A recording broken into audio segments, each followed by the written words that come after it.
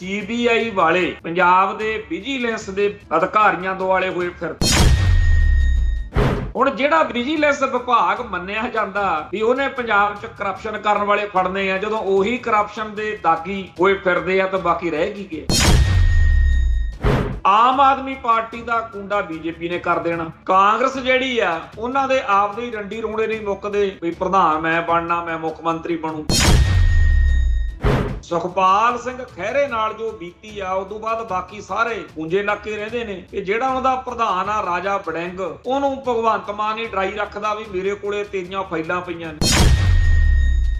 ਕੋਈ ਮਤਲਬ ਨਹੀਂ BJP ਨੂੰ ਵੀ ਕੀ ਉਹਨਾਂ ਨੂੰ ਗਾਲਾਂ ਕੱਢੀਆਂ ਜਾ ਰਹੀਆਂ ਲੋਕਾਂ ਵੱਲ। ਉਹ ਕਹਿੰਦੇ ਬੰਗਾਲ ਢਾਉਣਾ ਸੀ ਢਾਲੇ। ਹੁਣ ਬੰਗਾਲ ਨੂੰ ਜਿੱਤਣ ਦੀ ਇੱਕ ਲਾਈਨ ਦੀ ਗੱਲ ਤਾਂ ਲੋਕਾਂ ਨੂੰ ਦਿਖਦੀ ਆ, ਇਹ ਨਹੀਂ ਦਿਖਦਾ ਕਿ RSS ਨੇ ਕਿਵੇਂ ਹਿੰਦੂਆਂ ਨੂੰ ਇਹ ਲੱਗਣ ਲਾਇਆ ਪਿਆ। ਚਾਹੇ ਗੋਲ ਗੱਪਿਆਂ ਦੀ ਰੇਹੜੀ ਲਾਉਂਦਾ ਕੋਈ, ਉਹਨੂੰ ਵੀ ਇਉਂ ਲੱਗਦਾ ਜਿਵੇਂ ਉਹਦਾ ਰਾਜ ਭਾਗ ਆ ਗਿਆ ਹੋਵੇ। ਕੀ ਸ਼੍ਰੋਮਣੀ ਕਮੇਟੀ ਸਾਰੇ ਸਿੱਖਾਂ ਦੇ ਦਿਲ ਦਿਮਾਗ 'ਚ ਇਹ ਗੱਲ ਭਰ ਸਕੀ ਹੈ ਕਿ ਜੇ ਅਕਾਲੀ ਦਲ ਦਾ ਰਾਜ ਆਊ ਤਾਂ ਇਹ ਪੰਥਕ ਹੱਕਾਂ ਲਈ, ਪੰਥਕ ਹਿੱਤਾਂ ਦੀ ਗੱਲ ਹੋਊ। ਬਾਦਲ ਕਿਆ ਨੇ ਜਿਸ ਅਕਾਲੀ ਦਲ ਦਾ ਭੋਗ ਪਾ ਕੇ ਰਾਸ਼ਟਰੀ ਸਿੱਖ ਸੰਗਤ ਵਰਗਾ ਅਕਾਲੀ ਦਲ ਬਣਾਇਆ ਹੋਇਆ, ਉਸ ਅਕਾਲੀ ਦਲ ਦਾ ਸਿੱਖ ਕੀ ਅਚਾਰ ਪਾਉਣ। ਇਸ ਬਦਲਦੀ ਦੁਨੀਆ ਵਿੱਚ ਤੁਸੀਂ ਪਿੱਛੇ ਨਾ ਰਹਿ ਜਾਓ। ਹਰ ਘਟਨਾ ਜੋ ਤੁਹਾਡੀ ਜ਼ਿੰਦਗੀ ਤੇ ਅਸਰ ਪਾ ਰਹੀ ਹੈ, ਅਸੀਂ ਉਸ ਬਾਰੇ ਦਵਾਂਗੇ ਤੁਹਾਨੂੰ ਸਟੀਕ ਤੇ ਸਹੀ ਜਾਣਕਾਰੀ। ਤੁਹਾਡਾ ਆਪਣਾ ਹੱਕ ਸੱਚ ਦੀ ਆਵਾਜ਼ TV84। TV84 ਦੇ ਨਾਲ ਜੁੜਨ ਲਈ ਆਪਣਾ ਫੋਨ ਚੁੱਕੋ ਤੇ ਐਪ ਸਟੋਰ ਵਿੱਚ ਜਾ ਕੇ ਡਾਊਨਲੋਡ ਕਰੋ TV84 ਦੀ ਨਵੀਂ ਐਪ। ਇਸ ਐਪ ਤੇ ਤੁਸੀਂ ਦੇਖ ਸਕਦੇ ਹੋ 24 ਘੰਟੇ TV84 ਦਾ ਲਾਈਵ ਚੈਨਲ ਅਤੇ ਨਾਲ ਹੀ ਪੰਜ ਪੰਜਾਬ ਅਤੇ ਦੁਨੀਆ ਭਰ ਦੀਆਂ ਅਹਿਮ ਖਬਰਾਂ। ਫਿਰ ਦੇਰ ਕਿਸ ਗੱਲ ਦੀ, ਹੁਣੇ ਡਾਊਨਲੋਡ ਕਰੋ TV84 ਦੀ ਨਵੀਂ ਐਪ।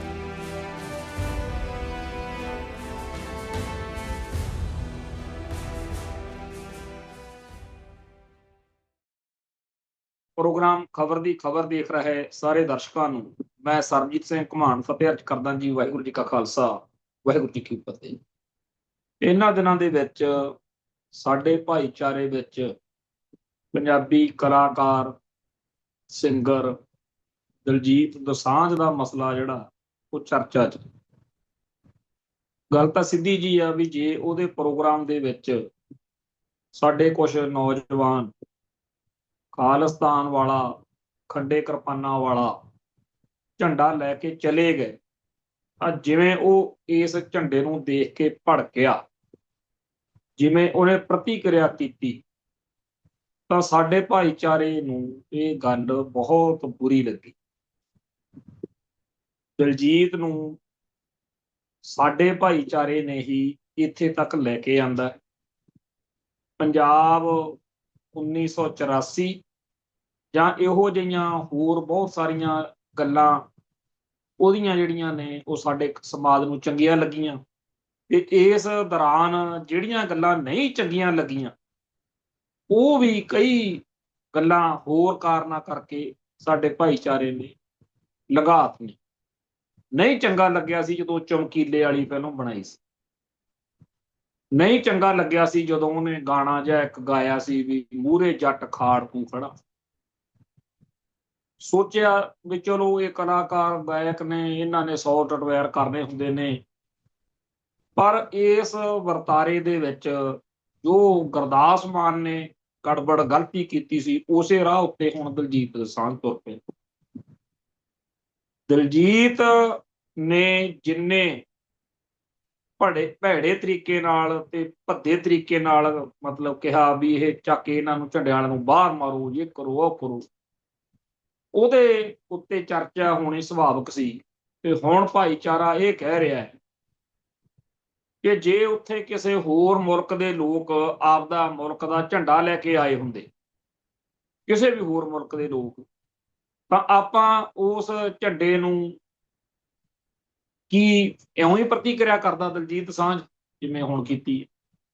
ਮਤਲਬ ਖਾਲਿਸਤਾਨ ਦਾ ਝੰਡਾ ਤਾਂ ਉਹਨੂੰ ਚੁਭਿਆ, ਤਿਰੰਗਾ ਉਹ ਪਿੰਡੇ ਨੂੰ ਲਵੇਟ ਕੇ ਦਿਖਾਉਂਦਾ ਫਿਰਦਾ। ਜੇ ਕਿਸੇ ਨੇ ਵੀ, ਕਿਉਂਕਿ ਬਹੁਤ ਸਾਰੇ ਕਲਾਕਾਰ ਜਾਂ ਹੋਰ ਲੋਕ ਇਹੋ ਜਿਹੇ ਹੁੰਦੇ ਆ ਜਿਨ੍ਹਾਂ ਨੂੰ ਖਾਲਿਸਤਾਨ ਦਾ ਬੋਝ ਚੱਕਣਾ ਉਹਨਾਂ ਨੂੰ, ਖਾਲਿਸਤਾਨ ਦੀ ਜ਼ਿੰਮੇਵਾਰੀ ਨਿਭਾਉਣੀ ਉਹਨਾਂ ਨੂੰ ਔਖੀ ਲੱਗਦੀ। ਤੇ ਅਸੀਂ ਵੀ ਨਹੀਂ ਚਾਹੁੰਦੇ ਵੀ ਇਹ ਧੱਕੇ ਨਾਲ ਜਾਂ ਕਿਸੇ ਤੋਂ ਜ਼ਬਰ ਨਾਲ ਕਹਾਇਆ ਜਾਵੇ ਜਾਂ ਕਿਸੇ ਨੂੰ ਕਹੀਏ। ਹੁਣ ਜਿਹੜਾ ਜੇਜੀ ਵੈਂਸ ਨੇ ਕਿਹਾ ਵੀ ਹਾਂ ਯਾਰ ਮੈਂ ਹੈਗਾ ਖਾਲਿਸਤਾਨ ਦੇ ਹੱਕ 'ਚ, ਸੱਤ ਭਿੰਡਰਾਂ ਵਾਲੇ ਸਾਡੇ ਹੀਰੋ, ਉਹਨੂੰ ਉਹਦੇ ਦਿਲ 'ਚੋਂ ਉੱਠੀ ਗੱਲ। ਇਹ ਗੱਲ ਹੁੰਦੀ ਹੋਈ ਇਹ ਹੈ, ਦਿਲ 'ਚੋਂ ਉੱਠੇਗਾ ਬੰਦਾ ਕਾਇਲ ਹੋ ਕੇ ਅੰਦਰੋਂ ਆਪਦੀ ਆਤਮਾ ਦੇ ਬਣੂ। ਕੋਈ ਗੱਡਾ ਨਹੀਂ ਖੜਾ ਹੈਗਾ ਵੀ ਦਲਜੀਤ ਤੋਂ ਖਾਲਿਸਤਾਨ ਕਹਾਉਣਾ।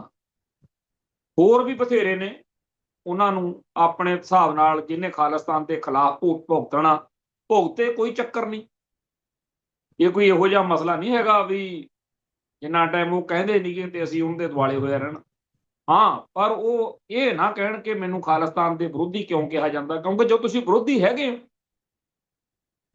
ਹੁਣ ਜਿਹੜਾ ਮਸਲਾ ਇਸ ਤੋਂ ਅੱਗੇ ਆ ਗਿਆ ਉਹ ਇਹ ਹੈ ਕਿ ਜੋ ਕੁਝ ਉੱਥੇ ਉਹਨੇ ਕੀਤਾ ਉਹਦੇ ਬਾਅਦ ਵਿੱਚ ਪੰਜਾਬ ਦੇ ਵਿੱਚ ਸਾਬਕਾ ਅਧਿਕਾਰੀ ਆ ਜਿਹੜੇ ਸਾਡੇ ਆੜਕੂ ਲਹਿਰ ਦੌਰਾਨ, ਖਾਲਿਸਤਾਨੀ ਲਹਿਰ ਦੌਰਾਨ ਭਾਰਤੀ ਸਟੇਟ ਸਿਸਟਮ ਦਾ ਹਿੱਸਾ ਬਣੇ ਰਹੇ, ਉਹਨਾਂ ਸਾਰਿਆਂ ਨੇ ਇੱਕ ਮੰਚ ਬਣਾਇਆ ਹੋਇਆ ਜਿਹਦਾ ਨਾਮ ਉਹਨਾਂ ਨੇ ਰੱਖਿਆ ਹੈ ਜਾਗੋ ਪੰਜਾਬ ਮੰਚ।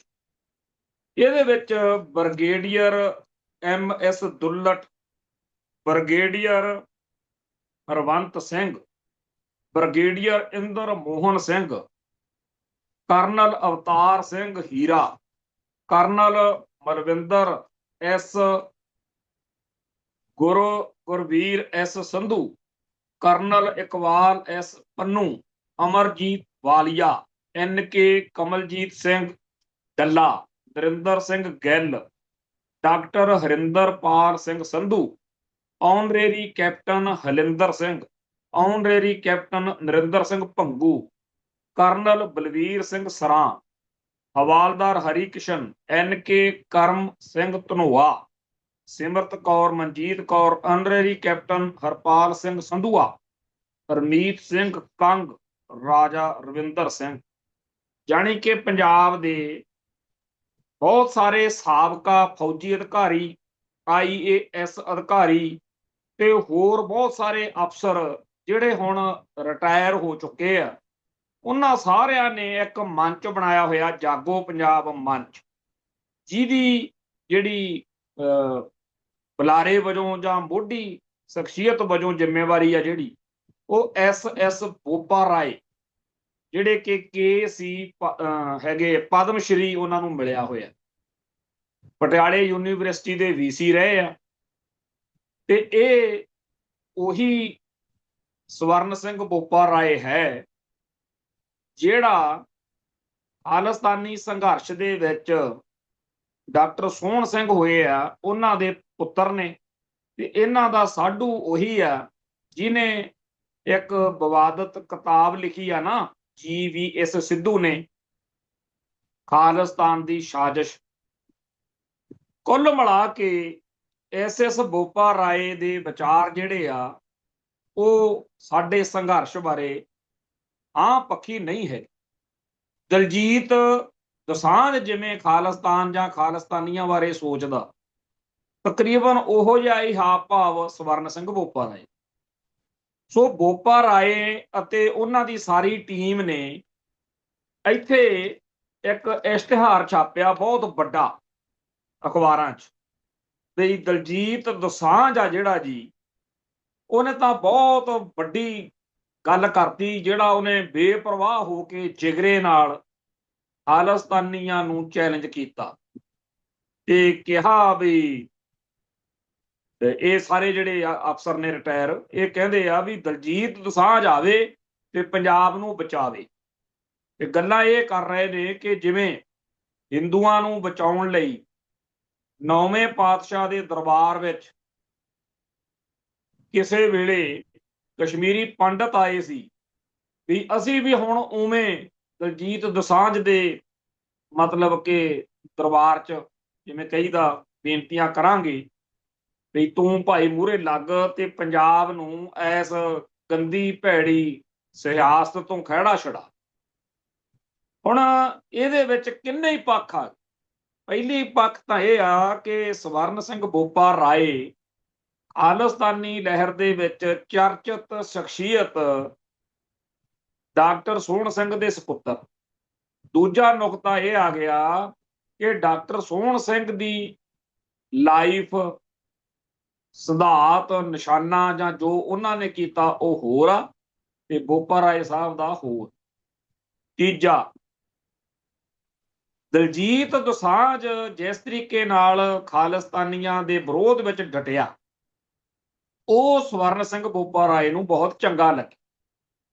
ਇਹਦਾ ਮਤਲਬ ਇਹ ਹੈਗਾ ਕਿ ਭਾਰਤੀ ਸਿਸਟਮ ਦੇ ਵੱਲ ਪੂਰੀ ਉਹੀ ਰੁਚੀ, ਉਹੀ ਸਮਰਪਣ ਭਾਵਨਾ ਜਿਹੜੀ ਇਹਨਾਂ ਦੇ ਸਾਰੇ ਜੀਵਨ ਦੇ ਵਿੱਚ ਰਹੀ ਆ ਜਦੋਂ ਨੌਕਰੀ ਕੀਤੀ ਆ, ਉਹੀ।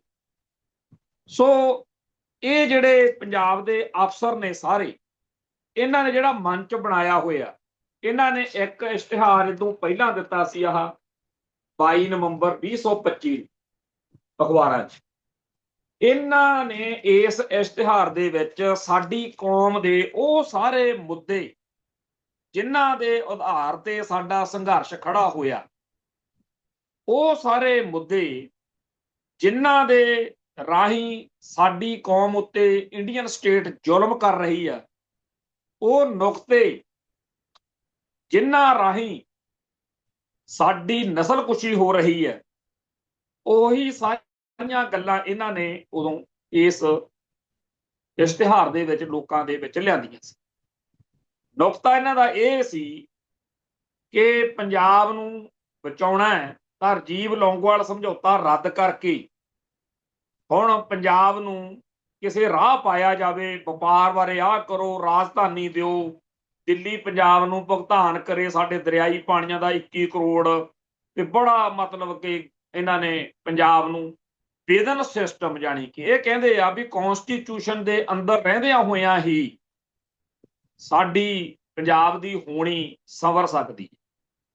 ਹੁਣ ਇਹ ਜਿਹੜੀ ਸਾਰੀ ਇਹਨਾਂ ਨੇ ਇਸ ਇਸ਼ਤਿਹਾਰ ਵਿੱਚ ਗੱਲ ਕਹੀ, ਇਹ ਤੋਂ ਅਗਲਾ ਸਟੈਪ ਇਹਨਾਂ ਨੇ ਲਿਆ ਕਿ ਪੰਜਾਬ ਦੇ ਵਿੱਚ ਤਾਂ ਕੋਈ ਇਹੋ ਜਿਹੀ ਸ਼ਖਸੀਅਤ ਹੈ ਨਹੀਂ, ਤੇ ਦਲਜੀਤ ਦੋਸਾਂਝ ਆ ਜਿਹੜਾ, ਉਹ ਜਿਵੇਂ ਉਧਰ ਦੱਖਣ ਦੇ ਵਿੱਚ ਉਹ ਫਿਲਮ ਸਟਾਰ ਵਿਜੇ ਉੱਭਰਿਆ, ਤੇ ਉਹਨੇ ਲੋਕਾਂ ਨੂੰ ਇੱਕ ਦਿਖਾਇਆ ਕਿ ਜੇ ਤੁਸੀਂ ਮੇਰੇ ਵਿੱਚ ਯਕੀਨ ਕਰਦੇ ਹੋ, ਤੇ ਉਹਦੀ ਉਸ ਆਫਰ ਨੂੰ, ਉਸ ਗੱਲ ਨੂੰ ਲੋਕਾਂ ਨੇ ਇੰਨਾ ਗਹਿ ਗੱਡਮਾ ਉਹ ਦਿੱਤਾ।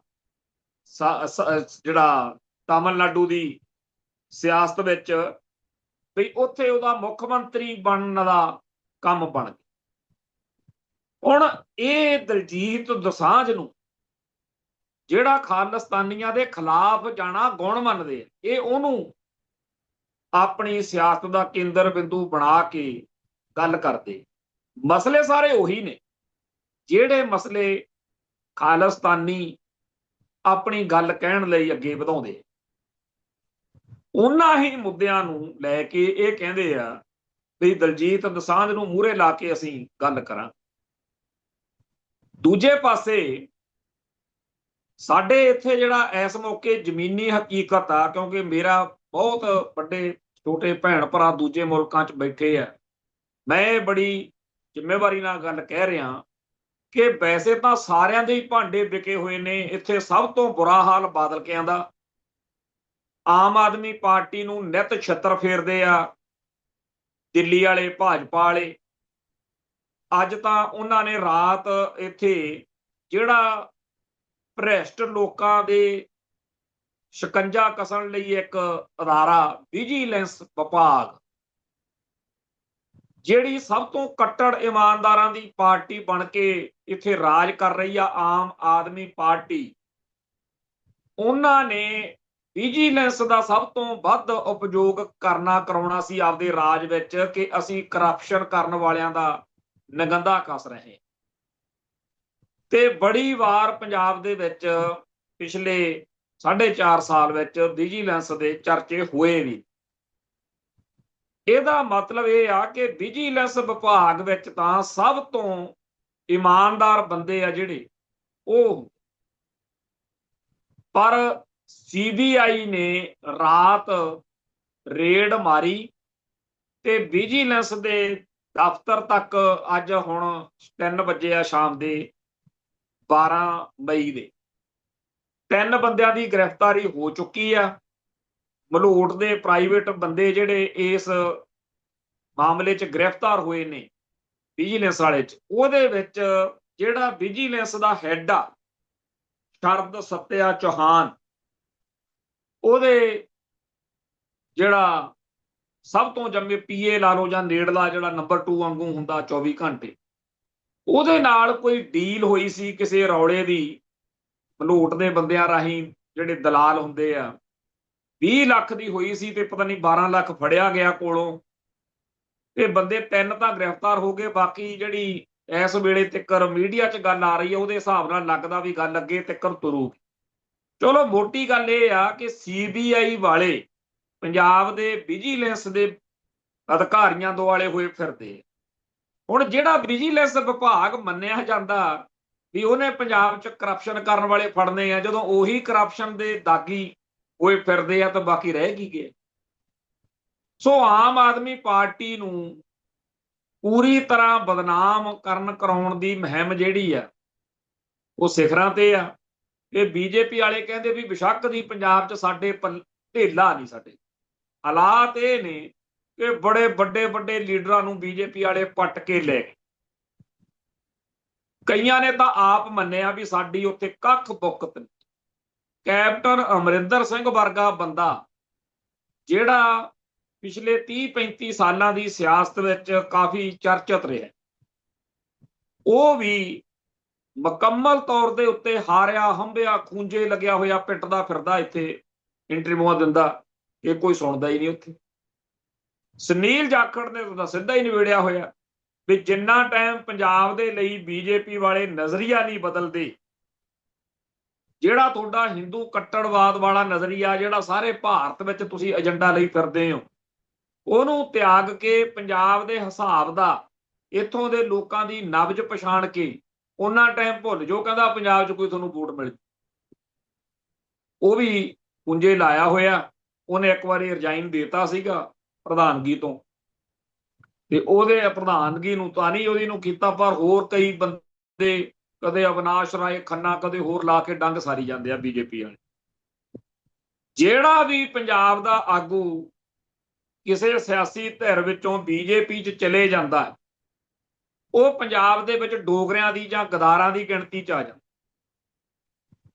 ਇੱਥੇ ਜਗਮੀਤ ਸਿੰਘ ਬਰਾੜ ਕਈ ਪਾਰਟੀਆਂ 'ਚ ਰਿਹਾ, ਕਾਂਗਰਸ 'ਚ ਵੀ ਰਿਹਾ, ਬਾਦਲਾਂ ਨਾਲ ਵੀ ਰਿਹਾ, ਹੋਰ ਵੀ ਕਈ ਨਿੱਕੀਆਂ ਮੋਟੀਆਂ ਉਹਨੇ ਵਰਤੀਆਂ, ਪਰ ਪੰਜਾਬ ਦੇ ਵਿੱਚ ਬੀਜੇਪੀ 'ਚ ਜਾਣ ਤੋਂ ਇਲਾਵਾ ਹੋਰ ਜਿਹੜੀ ਮਰਜ਼ੀ ਪਾਰਟੀ 'ਚ ਗਿਆ, ਜਗਮੀਤ ਸਿੰਘ ਬਰਾੜ ਦਾ ਇੱਕ ਆਕਾਰ ਵਕਾਰ ਹੈਸੀਅਤ ਠੁੱਕ ਉਹਦੀ ਪ੍ਰਵਾਨਗੀ ਬਣੀ ਰਹੀ, ਕਿਉਂਕਿ ਉਹ ਆਪਣੇ ਪਿਤਾ ਸਰਦਾਰ ਗੁਰਮੀਤ ਸਿੰਘ ਉਹਨਾਂ ਦੀ ਵਿਰਾਸਤ ਨੂੰ ਵੀ ਲੈ ਕੇ ਅੱਗੇ ਤੁਰ ਰਿਹਾ ਤੇ ਫੈਡਰੇਸ਼ਨ ਦੇ ਆਗੂ ਵਜੋਂ ਵੀ ਉਹਦੀ ਇੱਕ ਬੜੀ ਜ਼ਿੰਮੇਵਾਰੀ ਵਾਲੀ ਭੂਮਿਕਾ ਰਹੀ ਹੈ। ਤੇ ਜਗਮੀਤ ਸਿੰਘ ਬਰਾੜ ਨੂੰ ਕਾਫੀ ਜ਼ਿਆਦਾ ਲੋਕ ਪਸੰਦ ਕਰਦੇ ਰਹੇ, ਜਿਹੜੀ ਮਰਜ਼ੀ ਪਾਰਟੀ ਚਲੇ ਗਿਆ ਲੋਕਾਂ ਨੇ ਉਹਨੂੰ ਰਿਸਪੈਕਟ ਦਿੱਤੀ। ਪਰ ਜਦੋਂ ਉਹਨੇ ਬੀਜੇਪੀ ਜੁਆਇਨ ਕਰ ਲਈ ਨਾ, ਉਦੋਂ ਬਾਅਦ ਵਿੱਚ ਉਹ ਬਸ ਬਿਲਕੁਲ ਖਤਮ ਹੀ ਹੋ ਗਿਆ, ਕੋਈ ਉਹਦੀ ਸੱਦ ਪੁੱਛ ਨਹੀਂ। ਸੱਚੀ ਗੱਲ ਇਹ ਆ ਕਿ ਬੀਜੇਪੀ ਵੱਡੇ ਆਪਦੇ ਵੱਲੋਂ ਇੱਥੋਂ ਬੰਦੇ ਪੱਟਦੀ ਫਿਰਦੀ ਦੂਜੀਆਂ ਪਾਰਟੀਆਂ ਦੇ। ਕੱਲ ਤਾਂ ਬਾਹਲਾ ਹੀ ਵੱਡਾ ਬੰਦਾ ਲੈ ਗਈ, ਭਗਵੰਤ ਮਾਨ ਦਾ ਚਾਚੇ ਦਾ ਮੁੰਡਾ ਹੈ, ਉਹਨੂੰ ਲੈ ਗਏ, ਜਿਹਨੂੰ ਪਤਾ ਹੀ ਨਹੀਂ, ਇੱਥੇ ਕੋਈ ਪੁੱਛਦਾ ਨਹੀਂ ਸੀਗਾ ਉਹਨੂੰ ਤਾਂ।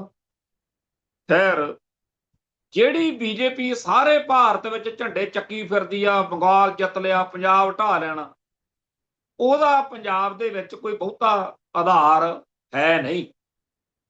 ਚਾਹੇ ਉਹ ਅਗਲੇ 4-5 ਮਹੀਨੇ ਹੋਰ ਜ਼ੋਰ ਲਾਉਣਗੇ, ਮੀਡੀਆ 'ਚ ਹਾਈਪ ਵੀ ਕ੍ਰੀਏਟ ਕਰਨਗੇ ਕਿ ਆ ਗਈ ਬੀਜੇਪੀ, ਖਾਜੂ ਬੀਜੇਪੀ, ਪਰ ਬੀਜੇਪੀ ਦੇ ਇੱਥੇ ਕੋਈ ਬਹੁਤਾ ਪੱਲੇ ਹੈ ਨਹੀਂ। ਆਮ ਆਦਮੀ ਪਾਰਟੀ ਦਾ ਕੁੰਡਾ ਬੀਜੇਪੀ ਨੇ ਕਰ ਦੇਣਾ। ਕਾਂਗਰਸ ਜਿਹੜੀ ਆ ਉਹਨਾਂ ਦੇ ਆਪਦੇ ਹੀ ਰੰਡੀ ਰੋਣੇ ਨਹੀਂ ਮੁੱਕਦੇ ਵੀ ਪ੍ਰਧਾਨ ਮੈਂ ਬਣਨਾ, ਮੈਂ ਮੁੱਖ ਮੰਤਰੀ ਬਣੂ, ਤੇ ਉਹਨਾਂ ਨੂੰ ਕੋਈ ਜਥੇਬੰਦਕ ਢਾਂਚਾ ਨਹੀਂ। ਬਾਕੀ ਉਹ ਡਰੇ ਰਹਿੰਦੇ ਨੇ ਵੀ ਜੇ ਬਾਹਲਾ ਸਿਰ ਜਾ ਚੱਕਿਆ ਤਾਂ ਈਡੀ ਵਾਲੇ ਆ ਜਾਣਗੇ। ਸੁਖਪਾਲ ਸਿੰਘ ਖਹਿਰੇ ਨਾਲ ਜੋ ਬੀਤੀ ਆ ਉਦੋਂ ਬਾਅਦ ਬਾਕੀ ਸਾਰੇ ਪੂੰਜੇ ਇਲਾਕੇ ਰਹਿੰਦੇ ਨੇ। ਤੇ ਜਿਹੜਾ ਉਹਦਾ ਪ੍ਰਧਾਨ ਆ ਰਾਜਾ ਵੜਿੰਗ, ਉਹਨੂੰ ਭਗਵੰਤ ਮਾਨ ਹੀ ਡਰਾਈ ਰੱਖਦਾ ਵੀ ਮੇਰੇ ਕੋਲੇ ਤੇਰੀਆਂ ਫਾਈਲਾਂ ਪਈਆਂ ਨੇ। ਸੋ ਕਾਂਗਰਸ ਦਾ ਵੀ ਕੋਈ ਇੱਥੇ ਬਹੁਤਾ ਜ਼ਿਆਦਾ ਹੈ ਨਹੀਂ ਹਾਲ ਚੰਗਾ। ਬਾਕੀ ਪਾਰਟੀਆਂ ਵਿੱਚੋਂ ਜਿਹੜੀਆਂ ਰਵਾਇਤੀ ਨੇ, ਕਾਂਗਰਸ, ਅਕਾਲੀ ਦਲ, ਭਾਜਪਾ, ਉਹਨਾਂ ਦਾ ਤਾਂ ਹਾਲ ਆਪਾਂ ਦੇਖ ਲਿਆ। ਆਮ ਆਦਮੀ ਪਾਰਟੀ ਸੱਤਾ 'ਚ ਆ, ਉਹਨੂੰ ਸਾਰੇ ਟੁੱਟ ਕੇ ਪਏ ਹੋਏ ਨੇ। ਵੈਸੇ ਵੀ ਜਦੋਂ ਕੋਈ 4-5 ਸਾਲ ਰਾਜ ਕਰੇ ਉਹਦੇ ਖਿਲਾਫ ਲੋਕਾਂ 'ਚ ਹੁੰਦੀ ਹੈ। ਇਹੋ ਜਿਹੇ ਮਾਹੌਲ ਵਿੱਚ ਜੇ ਚੋਣਾਂ ਆ ਰਹੀਆਂ ਨੇ ਤਾਂ ਆਪਾਂ ਨੂੰ ਇਹ ਦੇਖਣਾ ਪਏਗਾ ਕਿ ਫਿਰ ਲੋਕਾਂ ਦਾ ਝੁਕਾਅ ਕਿੱਧਰ ਨੂੰ ਹੋਣਾ ਚਾਹੀਦਾ ਜਾਂ ਕੀ ਹੈ। ਹੁਣ ਸਾਡੇ ਤਾਂ ਅਸੀਂ ਇੱਥੇ ਕਾਂਗਰਸ ਵੀ ਹੰਢਾਈ ਆ ਖਾਲਿਸਤਾਨੀਆਂ ਨੇ, KPS ਗਿੱਲ ਤੇ ਬੇਅੰਤੇ ਬੁੱਚੜ ਵਰਗਿਆਂ ਦਾ ਵੀ ਜ਼ਬਰ ਝੱਲਿਆ, ਬਾਦਲਾਂ ਨੇ ਵੀ ਕੋਈ ਕਸਰ ਨਹੀਂ ਛੱਡੀ, ਤੇ ਇੱਥੇ ਆਹ ਭਗਵੰਤ ਮਾਨ ਜਿਹਦੇ ਬਾਰੇ ਦੀਪ ਸਿੱਧੂ ਨੇ ਕਹਿਤਾ ਸੀ ਵੀ ਇਹ ਦੂਜਾ ਬੇਅੰਤ ਸਿਉ ਬਣੂ। ਸੋ ਜਿੱਥੇ ਇੰਨੇ ਝੱਲਦੇ, ਜਿਹੜਾ ਗਾਹਾਂ ਆਵੇ ਉਹ ਇਹਨਾਂ ਨਾਲੋਂ ਵੀ ਮਾੜਾ ਹੋਵੇ, ਇਹਨਾਂ ਨਾਲੋਂ ਵੀ ਭੈੜਾ ਹੋਵੇ, ਬੀਜੇਪੀ ਹੋਵੇ, ਜਿਹਦਾ ਮਰਜ਼ੀ ਰਾਜ ਹੋਵੇ, ਖਾਲਿਸਤਾਨੀਆਂ ਨੂੰ ਤਾਂ ਕੋਈ ਫਰਕ ਨਹੀਂ ਪੈਂਦਾ। ਖਾਲਿਸਤਾਨੀਆਂ ਨੇ ਤਾਂ ਆਪਦਾ ਖਾਲਿਸਤਾਨ ਦੇ ਏਜੰਡੇ ਤਹਿਤ ਅੱਗੇ ਵਧਣਾ। ਪਰ ਪੰਜਾਬ ਦੀ ਸਿਆਸਤ ਵਿੱਚ ਉਤਰਾਅ ਚੜ੍ਹਾਅ ਆਉਣ, ਉਹਦੇ ਬਾਰੇ ਸਾਨੂੰ ਚਰਚਾ ਤਾਂ ਕਰਨੀ ਬਣਦੀ ਹੈ ਨਾ। ਸੋ ਪਿਛਲੇ ਦਿਨਾਂ ਦੇ ਵਿੱਚ ਆਪਾਂ ਇੱਥੇ ਹੀ ਚਰਚਾ ਕੀਤੀ ਸੀ ਕਿ ਪੰਜਾਬ ਦੇ ਲਈ, ਲੋਕਾਂ ਦੇ ਲਈ ਆਮ ਆਦਮੀ ਪਾਰਟੀ, ਕਾਂਗਰਸ, ਭਾਜਪਾ ਤੇ ਹੋਰ ਸਾਰਿਆਂ ਨਾਲੋਂ ਜ਼ਿਆਦਾ ਜਿਹੜੀ ਪਸੰਦ ਵਾ ਉਹ ਭਾਈ ਅਮਰਤਪਾਲ ਸਿੰਘ ਦੀ ਧਿਰ ਵਾ। ਇਹ ਨਹੀਂ ਕਿ ਭਾਈ ਅਮਰਤਪਾਲ ਸਿੰਘ ਦੀ ਵਾਰਸ ਪੰਜਾਬ ਦੇ ਹੀ ਸਭ ਕੁਝ। ਲੋਕ ਚਾਹੁੰਦੇ ਆ ਕਿ ਮਾਨ ਦਲ ਤੇ ਗਿਆਨੀ ਹਰਪ੍ਰੀਤ ਸਿੰਘ ਵਾਲਾ, ਮਨਪ੍ਰੀਤ ਸਿੰਘ ਅਯਾਲੀ ਵਾਲਾ ਅਕਾਲੀ ਦਲ, ਪੁਨਰ ਸਰਜੀਤ ਜਿਹਨੂੰ ਕਹਿੰਦੇ ਆ, ਤੇ ਹੋਰ ਜਿੰਨੇ ਨਿੱਕੇ ਵੱਡੇ ਦਲ ਨੇ ਉਹ ਸਾਰੇ ਰਲ ਜਾਣ ਤੇ ਭਾਈ ਅਮਰਤਪਾਲ ਸਿੰਘ ਇਹ 117 ਹਲਕਿਆਂ 'ਚ ਚੋਣ ਲੜੇ ਗਰੁੱਪ, ਤੇ ਇਹਨਾਂ ਵਿੱਚੋਂ ਫਿਰ ਅੱਗੇ ਗੱਲ ਤੁਰੇ। ਤੇ ਇਹ ਗੱਲ ਮੰਨਣ 'ਚ ਕਿਸੇ ਨੂੰ ਹਿਚਕਚਾਹਟ ਨਹੀਂ ਹੋਣੀ ਚਾਹੀਦੀ ਕਿ ਜੇ ਇਹ ਗਰੁੱਪ ਬਣਦਾ ਹੈ ਤਾਂ ਇਹਦੇ ਪੱਲੇ ਬਾਕੀਆਂ ਨਾਲੋਂ ਜਿਹੜੀ ਨੈਤਿਕ ਪੱਖੋਂ ਬਾਲਵਾ, ਲੋਕਾਂ 'ਚ ਵਿਚਰਨ ਦੀ ਜੁਰਤ, ਅੱਖ ਚੱਕ ਪਾ ਕੇ ਗੱਲ ਕਹਿਣ ਦੀ ਹਿੰਮਤ, ਉਹ ਸਭ ਤੋਂ ਜ਼ਿਆਦਾ। ਹੁਣ ਇਹਨਾਂ ਸਾਰਿਆਂ ਦੇ ਉੱਤੇ ਪੰਥਕ ਹੋਣ ਦਾ ਜਾਂ ਖਾਲਿਸਤਾਨੀ ਹੋਣ ਦਾ ਘੱਟ ਵੱਧ ਠੱਪਾ ਤਾਂ ਹੈਗਾ ਨਾ, ਵੀ ਇਹ ਐਂਟੀ ਖਾਲਿਸਤਾਨੀ ਜਾਂ ਐਂਟੀ ਪੰਥਕ ਨਹੀਂ ਹੈ। ਹੁਣ ਇਹ ਜਿਹੜੇ ਲੋਕ ਜਿਨ੍ਹਾਂ ਦੀ ਆਪਾਂ ਗੱਲ ਕਰਦੇ ਆ, ਜਿਹੜੇ ਇਸ਼ਤਿਹਾਰ ਚੱਕੀ ਫਿਰਦੇ ਆ, ਇਹ ਉਸ ਦਲਜੀਤ ਦੋਸਾਂਝ ਨੂੰ ਲਈ ਫਿਰਦੇ ਆ ਜਿਹੜਾ ਖਾਲਿਸਤਾਨ ਦੇ ਖਿਲਾਫ ਖੜਾ ਹੋਣ ਕਰਕੇ ਇਹਨਾਂ ਨੂੰ ਚੰਗਾ ਲੱਗਦਾ।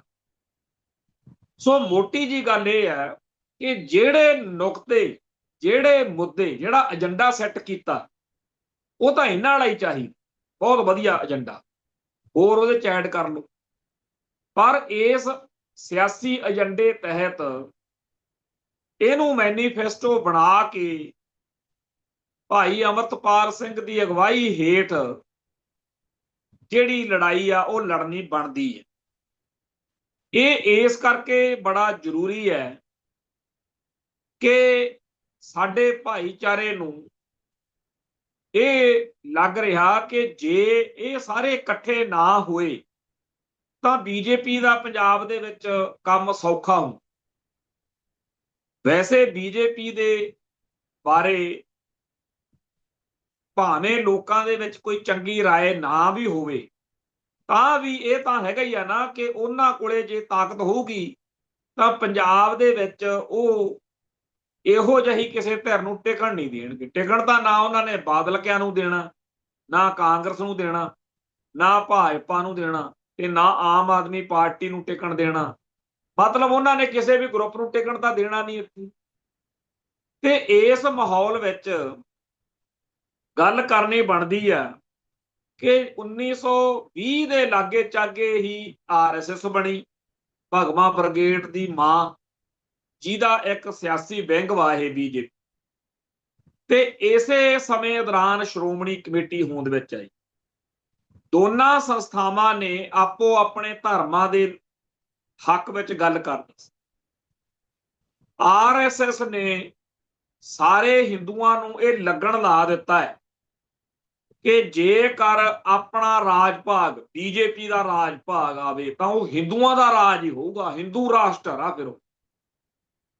ਇਹ ਗੱਲ ਉਹਨਾਂ ਨੇ RSS ਨੇ ਸ਼ਾਖਾਵਾਂ ਲਾ ਕੇ ਜਾਂ ਲਿਟਰੇਚਰ ਰਾਹੀਂ ਜਾਂ ਜਿਸ ਵੀ ਸੰਭਵ ਤਰੀਕੇ ਨਾਲ ਉਹਨਾਂ ਨੇ ਇਹ ਗੱਲ ਇੰਨੀ ਬੁਰੀ ਤਰ੍ਹਾਂ ਪ੍ਰਚਾਰੀ ਕਿ ਬੰਗਾਲ ਦੀ ਚੋਣ ਮੌਕੇ ਚਾਹੇ ਜੱਜ ਨੇ, ਅਦਾਲਤਾਂ, ਚਾਹੇ ਬਿਊਰੋਕ੍ਰੇਸੀ ਆ, ਅਫਸਰਸ਼ਾਹੀ, ਤੇ ਚਾਹੇ ਆਮ ਹਿੰਦੂ ਹੈ, ਸਭ ਨੂੰ ਇਉਂ ਲੱਗਣ ਲਾਇਆ ਪਿਆ ਹੈ, ਸਭ ਨੂੰ ਇਹ ਦਿਖਦਾ ਕਿ ਜੋ ਮਰਜ਼ੀ ਹੈ ਜੀ, ਆਪਾਂ ਤਾਂ BJP ਦੇ ਹੱਕ 'ਚ ਭੁਗਤ। ਲੋਕ ਸੋਸ਼ਲ ਮੀਡੀਆ ਤੇ ਜਾਂ ਪ੍ਰਿੰਟ ਮੀਡੀਆ ਤੇ ਜਾਂ ਇਲੈਕਟ੍ਰੋਨਿਕ ਮੀਡੀਆ ਤੇ ਜਿੰਨਾ ਮਰਜ਼ੀ ਪਿੱਟੀ ਜਾਣ ਕਿ ਜੀ ਧੱਕਾ ਹੋ ਰਿਹਾ ਜੀ, ਵੋਟਾਂ BJP ਨੂੰ ਪਵਾਉਣ ਲਈ ਸਾਰਾ ਸਿਸਟਮ ਜਿਹੜਾ ਉਹ ਇੱਕ ਤਰਫਾ ਚੱਲ ਰਿਹਾ, ਪਰ ਉਹਨਾਂ ਨੂੰ ਕੋਈ ਪਰਵਾਹ ਨਹੀਂ। ਨੈਤਿਕਤਾ ਨੂਤਿਕਤਾ ਜੀ ਖਾ ਪੀ ਗਏ ਅਗਲੇ, ਕੋਈ ਮਤਲਬ ਨਹੀਂ BJP ਨੂੰ ਵੀ ਕੀ ਉਹਨਾਂ ਨੂੰ ਗਾਲਾਂ ਕੱਢੀਆਂ ਜਾ ਰਹੀਆਂ ਲੋਕਾਂ ਵੱਲੋਂ। ਉਹ ਕਹਿੰਦੇ ਬੰਗਾਲ ਢਾਉਣਾ ਸੀ, ਢਾ ਲਿਆ। ਹੁਣ ਬੰਗਾਲ ਨੂੰ ਜਿੱਤਣ ਦੀ ਇੱਕ ਲਾਈਨ ਦੀ ਗੱਲ ਤਾਂ ਲੋਕਾਂ ਨੂੰ ਦਿਖਦੀ ਆ, ਇਹ ਨਹੀਂ ਦਿਖਦਾ ਕਿ RSS ਨੇ ਕਿਵੇਂ ਹਿੰਦੂਆਂ ਨੂੰ ਇਹ ਲੱਗਣ ਲਾਇਆ ਪਿਆ। ਚਾਹੇ ਗੋਲ ਗੱਪਿਆਂ ਦੀ ਰੇਹੜੀ ਲਾਉਂਦਾ ਕੋਈ, ਉਹਨੂੰ ਵੀ ਇਉਂ ਲੱਗਦਾ ਜਿਵੇਂ ਉਹਦਾ ਰਾਜ ਭਾਗ ਆ ਗਿਆ ਹੋ। ਭਾਵੇਂ ਜੁੱਤੀਆਂ ਪੈਂਦੀਆਂ, ਚੀਕਾਂ ਮਾਰਦੇ ਆ, ਬਾਅਦ ਚ ਕਲਪਦੇ ਆ ਵੀ ਅਸੀਂ ਤਾਂ ਇਹਨਾਂ ਦਾ ਰਾਜ ਲਿਆਉਣ ਲਈ ਜੀ ਐਂ ਕਹਿੰਦੇ ਸੀ, ਉਹ ਕਹਿੰਦੇ ਸੀ। ਪਰ ਇਹਦੇ ਉਲਟ ਆਪਾਂ ਆਜੋ ਸ਼੍ਰੋਮਣੀ ਕਮੇਟੀ ਵੱਲ। ਕੀ ਸ਼੍ਰੋਮਣੀ ਕਮੇਟੀ ਸਾਰੇ ਸਿੱਖਾਂ ਦੇ ਦਿਲ ਦਿਮਾਗ 'ਚ ਇਹ ਗੱਲ ਭਰ ਸਕੀ ਹੈ ਕਿ ਜੇ ਅਕਾਲੀ ਦਲ ਦਾ ਰਾਜ ਆਊ ਤਾਂ ਇਹ ਪੰਥਕ ਹੱਕਾਂ ਲਈ, ਪੰਥਕ ਹਿੱਤਾਂ ਦੀ ਗੱਲ ਹੋਊ? ਕੀ ਅਕਾਲੀ ਕਲਚਰ ਉਹੋ ਜਿਹਾ ਬਣ ਸਕਿਆ ਜਿਹੋ ਜਿਹਾ ਸਾਨੂੰ ਚਾਹੀਦਾ? ਬਾਦਲ ਕਿਆ ਨੇ ਜਿਸ ਅਕਾਲੀ ਦਲ ਦਾ ਭੋਗ ਪਾ ਕੇ ਰਾਸ਼ਟਰੀ ਸਿੱਖ ਸੰਗਤ ਵਰਗਾ ਅਕਾਲੀ ਦਲ ਬਣਾਇਆ ਹੋਇਆ ਹੈ, ਉਸ ਅਕਾਲੀ ਦਲ ਦਾ ਸਿੱਖ ਕੀ ਅਚਾਰ ਪਾਉਣ? ਸੋ ਜਦੋਂ ਅਕਾਲੀ ਦਲ ਦੇ ਨਾਂ ਹੇਠ ਕੁਝ ਹੋਰ ਹੀ ਸਾਡੇ ਸਾਹਮਣੇ ਆ ਕੇ ਖੜ ਗਿਆ, ਸ਼੍ਰੋਮਣੀ ਕਮੇਟੀ ਆਪਦਾ ਵਕਾਰ ਗਵਾ ਰਹੀ ਹੈ, ਤਾਂ ਲੈ ਦੇ ਕੇ ਫਿਰ ਜੇ ਹੋਰ ਕੁਝ ਨਹੀਂ, ਹੁਣ ਜਿਹੜੇ ਦਲਾਂ ਨੇ ਖਾਲਿਸਤਾਨ ਦੇ ਝੰਡੇ ਚੱਕੇ ਹੋਏ ਨੇ ਤੇ ਭਾਰਤੀ ਨਿਜ਼ਾਮ ਤੋਂ ਆਊਟ ਰਹਿਣਾ, ਉਹਨਾਂ ਦੀ ਗੱਲ ਤਾਂ ਆਪਦੀ ਥਾਂ ਤੇ ਹੈ। ਪਰ ਜਿਨ੍ਹਾਂ ਨੇ ਚੋਣ ਲੜਨ ਦਾ ਫੈਸਲਾ ਕਰ ਲਿਆ, ਜਿੱਦਣ ਇਹ ਐਲਾਨ ਹੋਇਆ ਕਿ ਭਾਈ ਅਮਰਤਪਾਲ ਸਿੰਘ ਨੂੰ ਮੁੱਖ ਮੰਤਰੀ ਦਾ ਉਹ ਉਮੀਦਵਾਰ ਮੰਨ ਕੇ ਚੋਣ ਲੜਨੀ ਹੈ, ਜਦੋਂ ਉਹਨਾਂ ਨੇ ਐਲਾਨ ਕਰਤਾ, ਫਿਰ ਬਾਕੀ ਆਸੇ-ਪਾਸੇ ਨਹੀਂ ਝਾਕਣਾ ਚਾਹੀਦਾ। ਫਿਰ ਇਹੀ ਕਹਿਣਾ ਚਾਹੀਦਾ ਵੀ ਚਾਹੇ ਭਾਈ ਚੰਗਾ ਨਿਕਲੇ ਮਾੜਾ ਨਿਕਲੇ, ਉਹ ਬਾਅਦ ਦੀ ਗੱਲ ਆ। ਇਸ ਵਾਰ ਸਾਰੇ ਆਪਾਂ ਭਾਈ ਅਮਰਤਪਾਲ ਸਿੰਘ ਦੀ ਹਮਾਇਤ ਕਰ ਦੋ।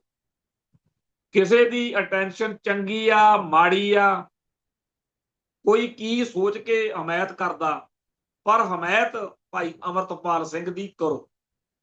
ਜਿਹੜੇ ਲੋਕ ਇਹ ਜਾਣਦੇ ਆ ਕਿ ਮੈਂ ਭਾਈ ਅਮਰਤਪਾਲ ਸਿੰਘ ਦੇ ਬੰਦਿਆਂ ਨਾਲ, ਉਹਦੀ ਵਰਕਿੰਗ ਨਾਲ ਬਹੁਤ ਸਾਰੇ ਥਾਵਾਂ ਤੇ ਅਸਹਿਮਤ ਹਾਂ, ਉਹ ਸੱਚੇ ਨੇ, ਮੈਂ ਅੱਜ ਵੀ ਅਸਹਿਮਤ ਹਾਂ।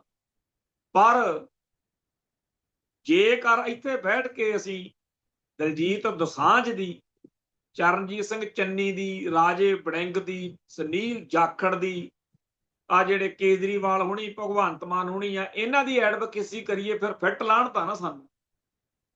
ਸੋ ਸਾਰਿਆਂ ਦੇ ਵਿੱਚੋਂ ਗਿਣ ਮਿਣ ਕੇ ਰਹਿ ਜਾਂਦਾ ਭਾਈ ਅਮਰਤਪਾਲ ਸਿੰਘ। ਗਾਹਾਂ ਉਹਦੀ ਕਿਸਮਤ ਆ, ਜਿਹੜੇ ਉਹਦੇ ਹਮਾਇਤੀ ਆ, ਜਿਹੜੇ ਉਹਦੇ ਸਮਰਥਕ ਆ, ਉਹ ਜਾਣਨ ਤੇ ਉਹ ਫਿਰ ਆਪ ਜਾਣੇ ਗਾਹਾਂ ਉਹਨੇ ਕੀ ਕਰਨਾ ਤੇ ਕੀ ਨਹੀਂ ਕਰਨਾ। ਆਪਾਂ ਸਾਰਿਆਂ ਨੂੰ ਇਸ ਮੌਕੇ ਭਾਈ ਅਮਰਤਪਾਲ ਸਿੰਘ ਦੀ ਹਮਾਇਤ ਕਰਨੀ ਚਾਹੀਦੀ। ਬਹੁਤ ਸਾਰੇ ਲੋਕ ਇਸ ਤਰ੍ਹਾਂ ਦੇ ਹੋਣਗੇ ਜਿਨ੍ਹਾਂ ਲਈ ਜਾਇਜ਼ ਕਾਰਨਾਂ ਤੇ ਉਹ ਨਹੀਂ ਕਰ ਸਕਦੇ ਹਮਾਇਤ, ਤਾਂ ਉਹਨਾਂ ਕੋਲੇ ਦੋ ਰਾਹ ਨੇ। ਇੱਕ ਤਾਂ ਹੈਗਾ ਵੀ ਚੁੱਪ ਕਰ ਜਾਓ, ਦੂਜਾ ਹੈਗਾ ਵੀ ਵਿਰੋਧ ਨਾ ਕਰੋ। ਚੁੱਪ ਕਰਨਾ ਵੀ ਇਹੀ ਹੁੰਦਾ ਵੀ ਵਿਰੋਧ 'ਚ ਨਹੀਂ ਭੁਗਤੇ। ਤੁਸੀਂ ਹਮਾਇਤ ਨਾ ਵੀ ਕਰੋ, ਇੱਕ ਉਹ ਗਾਣਾ ਹੈ ਨਾ, ਤੁਮ ਮੁਝੇ ਨਾ ਵੀ ਚਾਹੋ तो कोई बात नहीं, तुम किसी गैर को चाहोगे तो मुश्किल हो। ਸੋ ਭਾਈ ਅਮਰਤਪਾਲ ਸਿੰਘ ਤੇ ਉਹਦੇ ਸਮਰਥਕ ਘੱਟੋ ਘੱਟ ਇਹ ਤਾਂ ਨਹੀਂ ਕਹਿਣਗੇ ਨਾ ਵੀ ਮੈਂ ਤਾਂ ਜਿੱਤ ਜਾਣਾ ਸੀਗਾ ਜੀ, ਅਸੀਂ ਤਾਂ ਮੁੱਖ ਮੰਤਰੀ ਬਣ ਜਾਣਾ ਸੀ, ਸਾਨੂੰ ਤਾਂ ਇਹਨਾਂ ਨੇ ਰੋਲ ਲਿਆ। ਇਹ ਗੱਲ ਮੈਂ ਇਸ ਕਰਕੇ ਕਹਿਣਾ ਕਿ 1991-92 ਦੇ ਵਿੱਚ ਖਾੜਕੂ ਸੰਘਰਸ਼ ਨਾਲ ਸੰਬੰਧਿਤ ਜਥੇਬੰਦੀਆਂ ਨੇ ਆਪਣੇ ਵੱਲੋਂ ਜੋ ਮਰਜ਼ੀ ਸਹੀ ਫੈਸਲਾ ਲਿਆ ਹੋਵੇ ਚੋਣਾਂ ਦੇ ਬਾਈਕਾਟ ਦਾ, ਅੱਜ ਤੱਕ ਮਾਨਦਲ ਵਾਲੇ ਇਸ ਗੱਲ ਤੇ ਇਤਰਾਜ਼ ਕਰਦੇ ਹੈ ਕਿ ਸਾਡੀ ਉਦੋਂ ਸਰਕਾਰ ਬਣਦੀ ਰੋਕ। ਘੱਟੋ ਘੱਟ ਇਸ ਵਾਰੀ ਭਾਈ ਅਮਰਤਪਾਲ ਸਿੰਘ ਵਾਲੀ ਧਿਰ ਇਹ ਕਹਿਣ ਜੋਗੀ ਨਹੀਂ ਕਰਨੀ ਚਾਹੀਦੀ ਕਿ ਜੀ ਸਾਡੀ ਸਰਕਾਰ ਬਣਦੀ ਸੀ ਤੇ ਇਹਨਾਂ ਨੇ ਕੰਮ ਖਰਾਬ ਕਰ। ਖੈਰ, ਹੁਣ ਆਪਾਂ ਅਗਲੇ ਕੁਝ ਨੁਕਤੇ ਵੀ ਸਾਂਝੇ ਕਰ ਲਈਏ। ਅੱਜ 12 ਮਈ ਆ ਤੇ 1984 ਨੂੰ ਹਿੰਦ ਸਮਾਚਾਰ ਦੇ ਮਾਲਕ ਲਾਲੇ ਜਗਤ ਨਾਰਾਇਣ ਦੇ ਪੁੱਤਰ ਰਮੇਸ਼ ਚੰਦਰ ਨੂੰ ਜਲੰਧਰ ਦੇ ਵਿੱਚ ਸਿੰਘਾਂ ਨੇ ਸੋਧਾ ਲਾਇਆ ਸੀ, ਕਿਉਂਕਿ ਲਾਲਾ ਜਗਤ ਨਾਰਾਇਣ ਜਿੱਥੇ ਨਰਕਧਾਰੀ ਗੁਰਬਚਨੇ ਦਾ ਕੱਟੜ ਸਮਰਥਕ 1978 ਵਾਲੇ ਸਾਕੇ ਦੇ ਮੌਕੇ ਉਹ ਨਾਲ ਵੀ ਸੀ, ਇੱਥੇ ਕਤਲੇਆਮ ਮੌਕੇ, ਤੇ ਨਾਲੇ ਉਹ ਗਵਾਹ ਵੀ ਸੀ ਅਦਾਲਤ ਦੇ। ਤੇ ਇਸ ਲਾਲੇ ਜਗਤ ਨਾਰਾਇਣ ਨੇ ਸਦਾ ਹੀ ਸਿੱਖੀ ਅਤੇ ਸਿੱਖਾਂ ਦੇ ਖਿਲਾਫ ਬਹੁਤ ਨਫ਼ਰਤ ਭਰਿਆ ਗੰਦ ਉਲਛਿਆ। ਜਗਬਾਣੀ ਨੂੰ ਲੋਕ ਅੱਗ ਲਾਉਣੀ ਅਖਬਾਰ ਕਹਿੰਦੇ, ਅੱਗ ਬਾਣੀ ਅੱਗ ਲਾਣੀ। ਤੋਂ ਇਸ ਅਖਬਾਰ ਨੇ ਜੋ ਮਾਹੌਲ ਖਰਾਬ ਕੀਤਾ, ਜਿਹੜੀ ਗਰਕੀ ਹੋਈ ਸੋਚ ਪੰਜਾਬ ਦੇ ਵਿੱਚ ਫਿਰਕੂ ਅੱਗ ਲਾਉਣ ਵਾਲੀ ਸੀ, ਉਹਦੇ ਇਹ ਲੋਕ ਝੰਡਾ ਬਰਦਾਰ ਸੀ। ਪਹਿਲਾਂ ਲਾਲਾ 1981 ਦੇ ਵਿੱਚ ਸੋਧਣਾ ਪਿਆ, ਫਿਰ 1984 ਦੇ ਵਿੱਚ 12 ਮਈ ਨੂੰ ਲਾਲੇ ਦੇ ਪੁੱਤਰ ਰਮੇਸ਼ ਚੰਦਰ ਨੂੰ। ਇਹ ਲੋਕ ਉਸ ਸੋਚ ਵਾਲੇ ਨੇ ਜਿਹੜੇ ਹਿੰਦੂ ਅੱਤਵਾਦ ਦੇ ਝੰਡਾ ਬਰਦਾਰ ਨੇ ਕਿ ਪੰਜਾਬ ਦੇ ਵਿੱਚ ਆਪਦੀ ਬੋਲੀ ਹਿੰਦੀ ਲਿਖਾਓ, ਚਾਹੇ ਘਰਾਂ 'ਚ ਆਪਾਂ ਪੰਜਾਬੀ ਬੋਲਦੇ ਆ, ਤੇ ਸਿੱਖੀ ਅਤੇ ਸਿੱਖਾਂ ਦੇ ਹਰ ਦੁਸ਼ਮਣ ਨੂੰ ਪੰਪ ਮਾਰੋ। ਜਿਹੜੇ ਜਿਹੜੇ ਲੋਕ ਪੰਥ ਦਾ, ਪੰਜਾਬ ਦਾ ਬੁਰਾ ਕਰ ਸਕਦੇ ਆ, ਉਹਨਾਂ ਦਾ ਸਾਥ ਦਿਓ, ਉਹਨਾਂ ਨੂੰ ਹੀਰੋ ਬਣਾਓ। ਸੋ ਕੁੱਲ ਮਿਲਾ ਕੇ ਇਹ ਜਿਹੜਾ ਹਿੰਦ ਸਮਾਚਾਰ ਵਾਲਾ, ਮਹਾਸ਼ਿਆਂ ਵਾਲਾ, ਇਹ ਸਾਰਾ ਕਾਰੋਬਾਰ ਨਫ਼ਰਤ ਦਾ ਕਾਰੋਬਾਰ, ਇਹਦੇ ਬਾਰੇ ਇਹ ਦੱਸਿਆ ਜਾਂਦਾ ਵੀ ਇਹ ਲੋਕ ਪਹਿਲਾਂ ਲਾਹੌਰ ਵਿੱਚ ਅੰਗਰੇਜ਼ੀ ਰਾਜ ਮੌਕੇ ਮੁਸਲਮਾਨਾਂ ਅਤੇ ਸਿੱਖਾਂ ਦੇ, ਹਿੰਦੂਆਂ ਦੇ ਵਿਚਾਲੇ ਨਫ਼ਰਤ ਫੈਲਾਉਂਦੇ ਰਹੇ।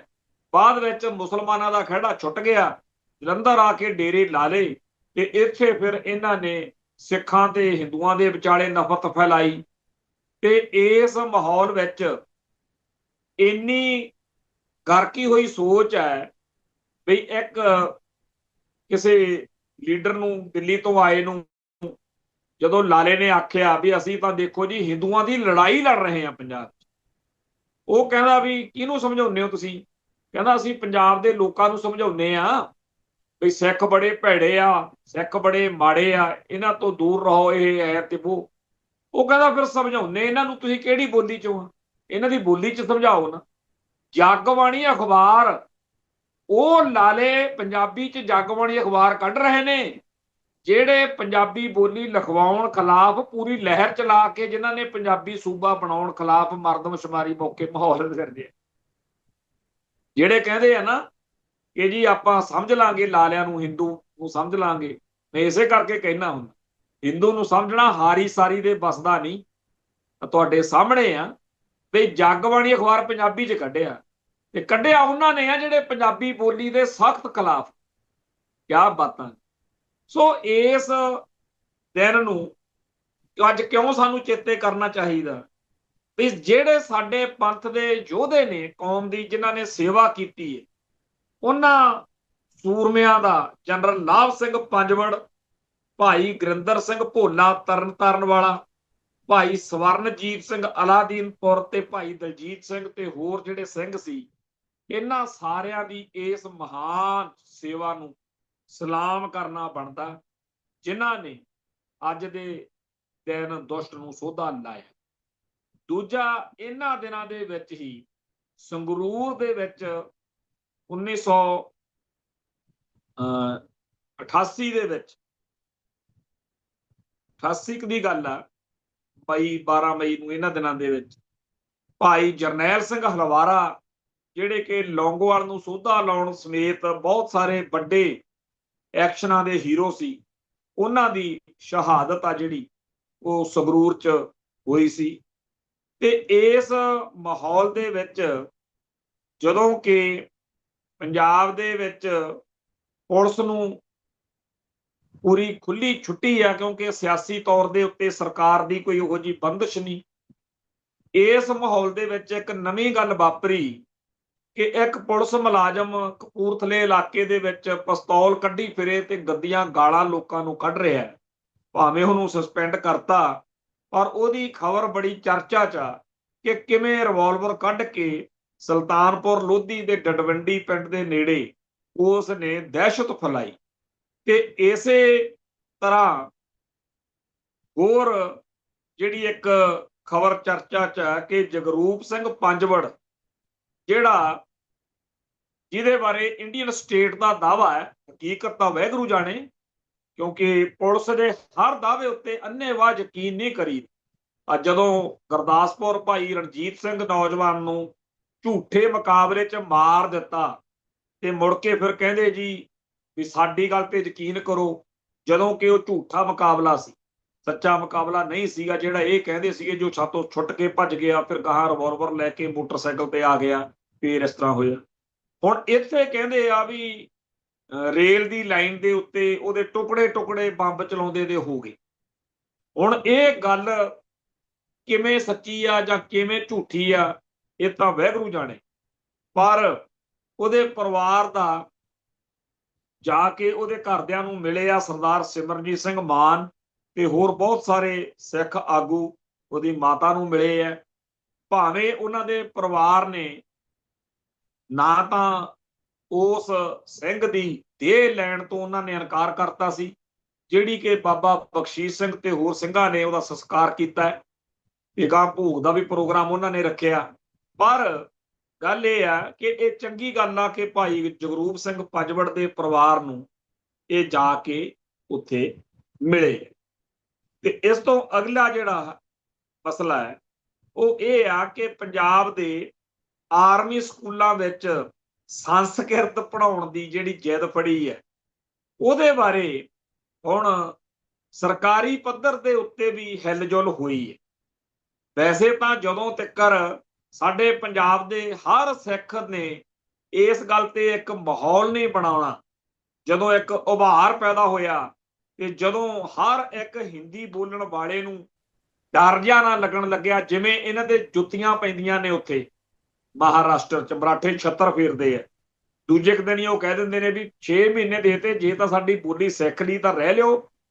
ਹੁਣ ਇਹ ਆਪਾਂ ਨੂੰ ਤਾਂ ਕਹਿੰਦੇ ਅਸੀਂ ਬੜੀ ਨਫ਼ਰਤ ਕਰਦੇ ਆ, ਇਹ ਮਹਾਰਾਸ਼ਟਰ ਵਾਲੇ ਮਰਾਠਿਆਂ ਨੂੰ ਤਾਂ ਤੁਸੀਂ ਹਿੰਦੂ ਮੰਨਦੇ ਹੋ, ਪਰ ਤੁਹਾਡੇ ਉਹ ਕਾਹਤੋਂ ਛੱਤਰ ਫੇਰਦੇ ਆ, ਨਾਲੇ ਉਹ ਹਿੰਦੂ ਸ਼ਿਵ ਸੈਨਾ ਵਾਲੇ ਆ। ਸੋ ਹਿੰਦੀ ਬੋਲੀ ਤੇ ਹਿੰਦੂ ਤਵ ਨੂੰ ਜਿਸ ਤਰੀਕੇ ਨਾਲ ਮਰਾਠੇ ਛੱਤਰ ਫੇਰਦੇ ਆ ਜਾਂ ਭਾਰਤ ਦੇ ਹੋਰ ਸੂਬਿਆਂ ਬੋਲੀਆਂ ਧਰਮਾਂ ਲੋਕਾਂ ਦੇ ਲੋਕ ਛੱਤਰ ਫੇਰਦੇ ਆ, ਜਿੰਨਾ ਟਾਈਮ ਪੰਜਾਬ ਦੇ ਵਿੱਚ ਨਹੀਂ ਜੁੱਤੀਆਂ ਪੈਣ ਲੱਗਦੀਆਂ ਉਹਨਾਂ ਟਾਈਮ ਇਹ ਮਸਲੇ ਹੱਲ ਨਹੀਂ ਹੋਣੇ। ਤੇ ਠੀਕ ਆ, ਸਰਕਾਰ ਨੇ, ਪੰਜਾਬ ਸਰਕਾਰ ਨੇ ਹੱਥ ਪੱਲਾ ਜਾ ਮਾਰਿਆ, ਪਰ ਇਸ ਤਰੀਕੇ ਨਾਲ ਗੱਲ ਨਹੀਂ ਬਣਦੀ ਹੁੰਦੀ। ਅਗਲੀ ਗੱਲ ਇਹ ਹੈ ਕਿ ਪਿਛਲੇ ਸਾਲ ਵਾਂਗ ਇਸ ਵਾਰ ਵੀ ਪੰਜਾਬ ਦੇ ਵਿੱਚ ਹੜ੍ਹਾਂ ਦਾ ਪੂਰਾ ਖਦਸ਼ਾ ਹੈ। ਬਹੁਤ ਵੱਡੇ ਪੱਧਰ ਦੇ ਉੱਤੇ ਲੋਕਾਂ 'ਚ ਚਰਚਾ ਛਿੜੀ ਹੋਈ ਹੈ ਕਿ ਜੇਕਰ ਹੁਣ ਤੋਂ ਹੀ ਪੰਜਾਬ ਦੇ ਜਿਹੜਾ ਹੜ੍ਹਾਂ ਦਾ ਕਾਰਨ ਬਣਦੇ ਡੈਮ ਨੇ, ਭਾਖੜਾ ਡੈਮ ਤੇ ਆ ਜਿਹੜਾ ਰਾਵੀ ਬਿਆਸ ਵਾਲਾ ਡੈਮ, ਜਦੋਂ ਇੱਥੋਂ ਪਾਣੀ ਛੱਡਦੇ ਹੈ ਤੇ ਹੁਣ ਤੋਂ ਹੀ ਅੰਦਾਜ਼ਾ ਲਾਉਣਾ ਚਾਹੀਦਾ ਵੀ ਕਿਹੋ ਜਿਹਾ ਹਿਸਾਬ ਕਿਤਾਬ ਕਰਨਾ। ਪਿਛਲੀ ਵਾਰ ਬੜਾ ਨੁਕਸਾਨ ਹੋਇਆ ਸੀ। ਇਹਦੇ ਨਾਲ ਹੀ ਪੰਜਾਬ ਤੇ ਸਾਰੇ ਭਾਰਤ ਨੂੰ ਇੱਕ ਦਹਿਸ਼ਤ, ਇੱਕ ਡਰ ਲੱਗ ਰਿਹਾ ਕਿ ਮੋਦੀ ਸਾਹਿਬ ਨੇ ਕੋਈ ਨਵਾਂ ਸੱਪ ਕੱਢਣਾ। ਪਿਛਲੇ 2-3 ਦਿਨ ਤੋਂ ਉਹ ਹਿੰਟ ਡ੍ਰੌਪ ਕਰ ਰਹੇ ਨੇ ਕਿ ਲੋਕੋ ਗੱਡੀਆਂ ਘੱਟ ਵਰਤੋ, ਘਰਾਂ ਤੋਂ ਕੰਮ ਕਰੋ, ਤੇ ਜਿਹੜਾ ਹੈਗਾ ਰੇਲਾਂ ਵੱਧ ਵਰਤੋ, ਖਰਚੇ ਘਟਾ ਲਓ, ਸੋਨਾ ਨਾ ਖਰੀਦੋ। ਬੜੀਆਂ ਗੱਲਾਂ ਮੋਦੀ ਸਾਹਿਬ ਕਹਿ ਰਹੇ ਨੇ ਕਿ ਚਰਚਾ ਇਹ ਛਿੜੀ ਹੋਈ ਆ ਕਿ ਜਿਵੇਂ ਲਾਕਡਾਊਨ ਲੱਗਿਆ ਸੀ ਕਰੋਨਾ ਵੇਲੇ, ਕਿਉਂਕਿ ਇਹ ਗੱਲਾਂ ਖੁਦ ਮੋਦੀ ਨੇ ਆਪਦੇ ਭਾਸ਼ਣ 'ਚ ਕਹੀਆਂ ਨੇ ਵੀ ਉਹੋ ਜਿਹਾ ਕੁਝ ਭਾਰਤ ਵਿੱਚ ਕੀਤਾ ਜਾ ਸਕਦਾ। ਇੱਕ ਪਾਸੇ ਤਾਂ ਇਹਨਾਂ ਨੇ ਪੂਰਾ ਜ਼ੋਰ ਲਾ ਕੇ ਦੱਸਿਆ ਕਿ ਅਸੀਂ ਤਾਂ ਜੀ ਬਹੁਤ ਵੱਡੀ ਇਕਨੋਮੀ ਬਣ ਗਿਆ ਸਾਡਾ ਮੁਲਕ, ਵਿਸ਼ਵ ਗੁਰੂ। ਦੂਜੇ ਪਾਸੇ ਕਹਿੰਦੇ ਜੀ ਜੰਗ ਲੱਗ ਗਈ, ਬੜਾ ਮਾੜਾ ਹੋ ਗਿਆ, ਤੇ ਆਹ ਕਰਨਾ ਤੇ ਉਹ ਕਰਨਾ। ਖੈਰ, ਆਉਣ ਵਾਲੇ ਦਿਨਾਂ ਦੇ ਵਿੱਚ ਸਭ ਕੁਝ ਸਾਹਮਣੇ ਆ ਜਾਊ ਕਿ ਮੋਦੀ ਉਹਨਾਂ ਨੇ ਕੀ ਚੰਦ ਚਾੜਨਾ ਤੇ ਸਿੱਖਾਂ ਨੇ, ਪੰਜਾਬ ਨੇ, ਪੰਥ ਨੇ ਕੀ ਕੁਝ ਕਰਨਾ। ਅਸੀਂ ਫਿਰ ਅੰਤ ਵਿੱਚ ਇਹੀ ਕਵਾਂਗੇ ਕਿ ਭਾਈ ਅਮਰਤਪਾਲ ਸਿੰਘ ਦੀ ਧਿਰ ਨੂੰ ਸਾਰੇ ਜਾਣੇ ਐਤਕੀ ਸਾਥ ਦਿੱਤਾ ਜਾਵੇ। ਇੱਥੇ ਸਮਾਪਤੀ ਕਰਦੇ ਹਾਂ ਜੀ, ਫਿਰ ਮਿਲਾਂਗੇ। ਨਾਨਕ ਨਾਮ ਚੜ੍ਹਦੀ ਕਲਾ, ਤੇਰੇ ਭਾਣੇ ਸਰਬੱਤ ਦਾ ਭਲਾ। ਵਾਹਿਗੁਰੂ ਜੀ ਕਾ ਖਾਲਸਾ, ਵਾਹਿਗੁਰੂ ਜੀ ਕੀ ਫਤਿਹ।